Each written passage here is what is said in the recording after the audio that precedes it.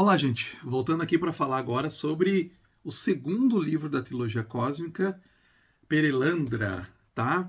Antes de começar meus comentários sobre esse livro que eu achei, eu queria falar uma coisa aqui as referências do Lewis, tá? As referências da ficção científica. O Lewis, ele era um leitor voraz de ficção científica, tá? Então, no primeiro livro, já, no Além do Planeta Silencioso, ele fala no começo que ele tem uma dívida para as obras por exemplo, do H.G. Wells, tá? Então, por exemplo, esse aqui, se você não conhece H.G. Wells, leia esse livro aqui, comece por ele, A Guerra dos Mundos. Tá? Muito interessante, muito legal, né? Uma ficção científica do século XIX, né? Um grande clássico aí. É... E só que a visão, né, do H.G. Wells, que o Lewis não concordava, né, a visão materialista, a visão cientificista, né, que ele vai criticar aqui, é muito presente. Tá? Então tem muitas obras, muita influência aí do Lewis que transparece nas obras, nas cartas dele. Né? E uma também outra que eu li recentemente, e aí você vai perceber essas semelhanças, até é um livro chamado Uma Jornada para Arcturus. Né? Eu tenho aqui essa versão, assim, uma versão bem bonita, assim, com vários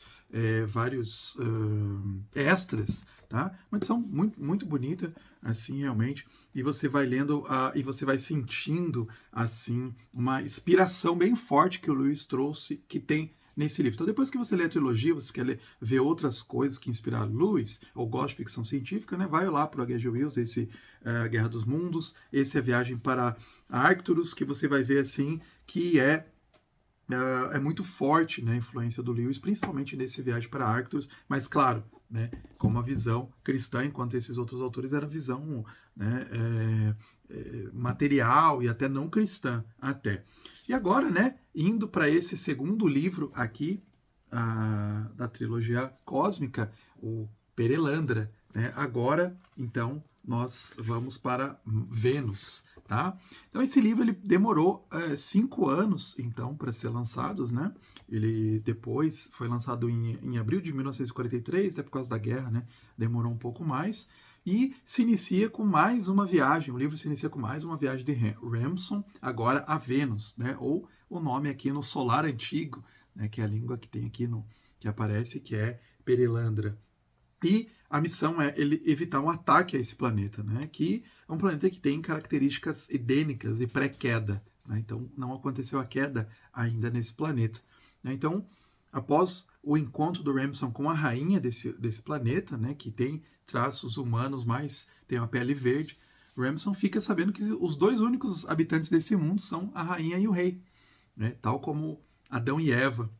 E a narrativa vai começar a ficar tensa quando o Weston, né, o personagem lá do primeiro livro, ele chega no planeta.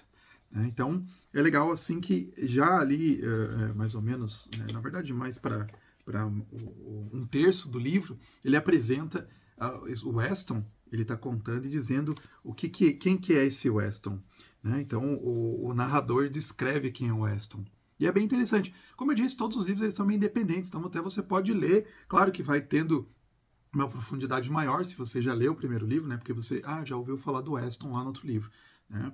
Um cara lá, um cientista transhumano, né? Que quer implementar o transhumanismo. E aí ele fala ali, né, nessa versão da Thomas Nelson, na página 112, ele fala o que é esse professor Weston.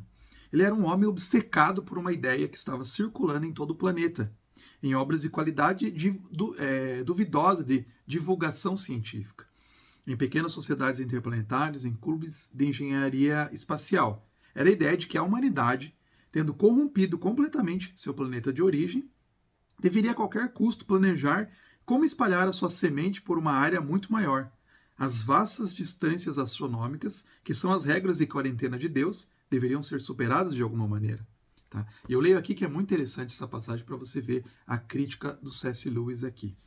Isso seria só o começo. Depois disso, está o doce veneno do falso infinito, o sonho louco que planeta após planeta, sistema após sistema, no fim galáxia após galáxia, podem ser forçados a sustentar, em toda parte para sempre, a forma de vida que está contida nas entranhas de nossa própria espécie.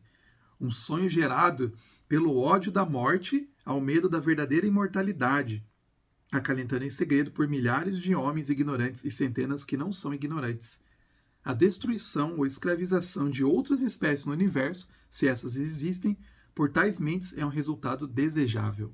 Então aqui, né, resumindo aqui, na verdade, toda a crítica do Lewis à visão dos cientistas, de muitos cientistas da sua época, não de todos, claro, mas de muitos cientistas, né, uma busca de imortalidade, o medo da morte, né, esse desejo transhumanista, né, de superar as limitações e, inclusive, de buscar outros planetas. Veja, muitos transhumanistas hoje, eles têm exatamente esse mesmo ideal. Se você pega um Elon Musk, né, que ele investe em várias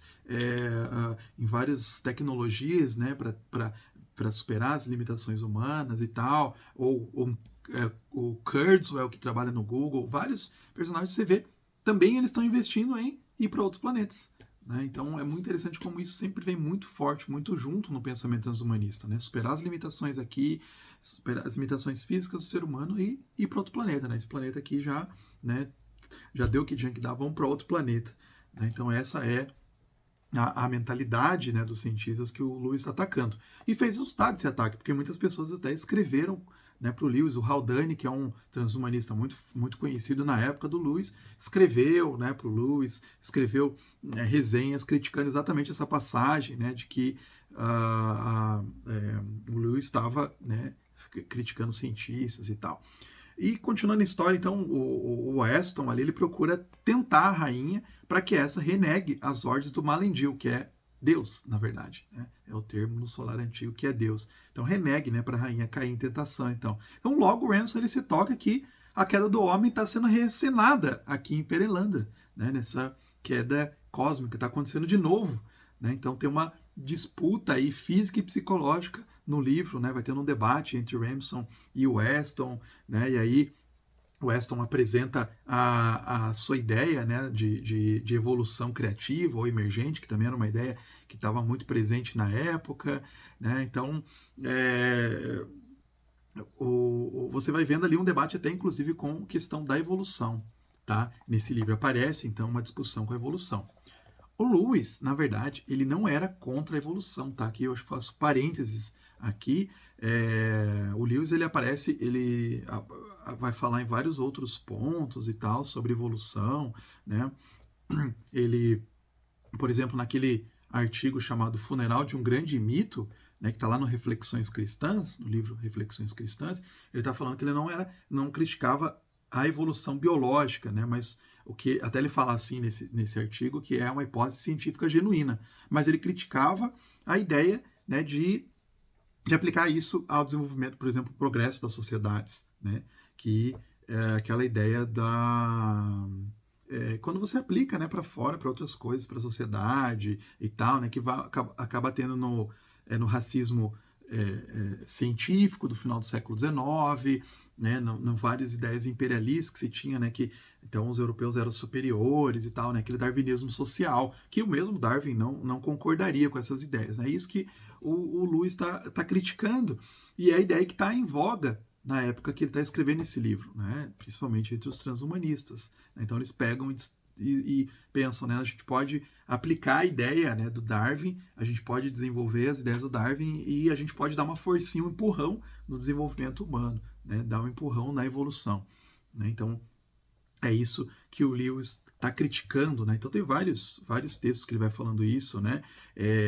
No outro texto, no ensaio, né, A Última Noite do Mundo, né, que está lá nesse livro, A Última Noite do Mundo, também ele fala sobre essa questão da teoria darwiniana, né, como ele não discorda mais que ela tem sido usada como mito moderno do desenvolvimento ou a ideia de progresso. Né? E aqui sim é um ponto principal. Era muito forte, né, a ideia do progresso na Inglaterra, né? E o Lewis está criticando muito essa ideia nesse livro. Fica muito forte isso, né?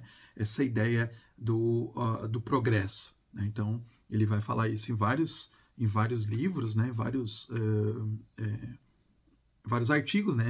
Nesse artigo específico, A Última Noite do Mundo, né? Ele vai criticar isso. Mas aqui fica em forma de ficção. Né? Ele está criticando essa ideia, né? do progresso. Então, ele foi falando assim, né, como que pegar essas ideias do Darwin, deturpar e ficar aplicando, né, na tecnologia, na ciência, na sociedade, né? Então, eu falei, isso está errado, isso vai ser um problema muito sério, né? Então ele vai até caminhando com outros autores juntos, né? Aqui, com o próprio Christopher Dawson, né? Que tem aqui, naquele livro Progresso e Religião, né? Que o Lewis ele tinha lido e conhecia, e vários outros autores na época, né? Enquanto isso, você tem ali do lado os transhumanistas, né? Vários autores, inclusive o Julian Huxley, né? Pregava essa visão darwinista do progresso da humanidade, e o Haldane, né? Do lado aí dos progressistas, né, dos de esquerda, ele defendia bastante, né, uma forma de darwinismo social, né, inclusive ele falava sobre eugenia e tal, né, muito forte, eles eram defensores da eugenia, inclusive depois da guerra, cai por causa do nazismo, né, fica muito criticada a ideia de eugenia e cai, mas eles defendiam muito, inclusive escreviam livros, Julian Huxley escreveu um livro falando sobre eugenia, e o Lewis está falando, né, que criticando o progresso, olha, se o progresso não significa, né, um movimento numa direção desejada, nem todo mundo deseja as mesmas coisas, né? Como é que você vai... Algumas pessoas vão determinar até onde que a gente tem que ir e tal, né? Então, isso é muito perigoso. Então, ele falava bastante nesse sentido, né, de que era desconfiado, né, inclusive, de que os seres humanos saberiam onde que devia ir a evolução, saberiam onde que devia ir o futuro, né? Então ele era bastante pessimista com isso. O Tolkien também, seu amigo Tolkien, ali também tinha isso, né? Então o Lewis falava, né?